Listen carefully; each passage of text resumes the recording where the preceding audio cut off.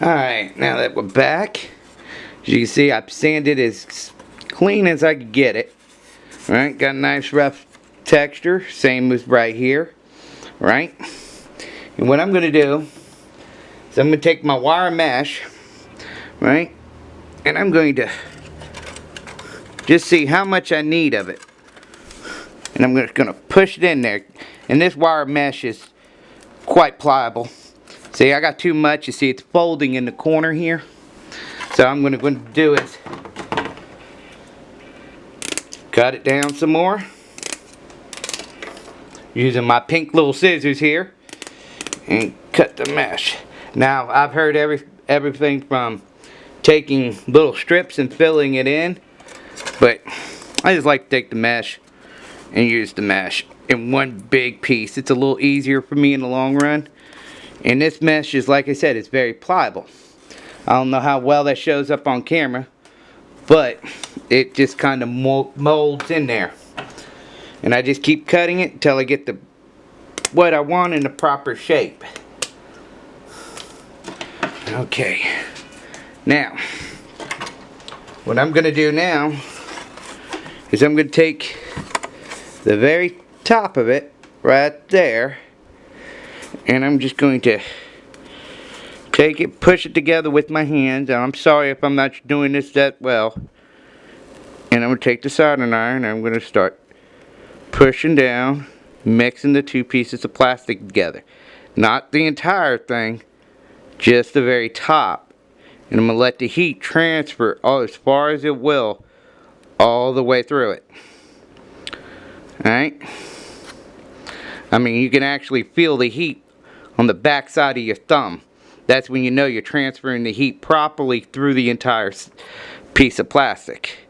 And I'm just going to go ahead and start working it all the way down like so, and just keep pushing it together and pushing the extra plastic together to give me a nice little seal. And remember, you don't want to go too deep or else it'll make a bubble on the other side. But you want to get it hot enough so it heats the entire plastic in that one area. And this, I've seen everybody do steps like this, where they just kind of step it in and then move the plastic back to either side, or just roll it around. It's whatever works for you. Right? I like taking it straight on and just kind of rolling it in there. Moving over, rolling. Roll it in. Ooh, slid off. God, I hope it's still on the frame. Rolling it in there. Rolling it in there. Until you make it all the way to the end of the crack. Now, believe it or not, that actually will hold it quite well just by itself. I don't know how well you all see that. See, the crack was right here, and I'm giving it some force, and it does. It holds it quite well.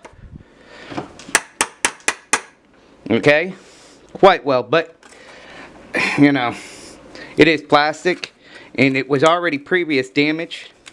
So what I like to do, and I like to take that wire mesh and push it in the four corners to lay that mesh down. Right? And I just work the whole mesh system, all the mesh out inside there. And I just literally just heat up the four corners, and I get the mesh locked in.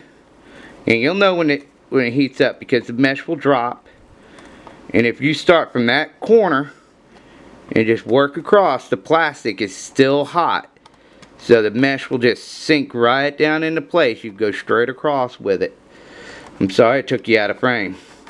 I am not a YouTuber or do this professionally. I'm just a guy that watched a lot of videos. So, excuse me.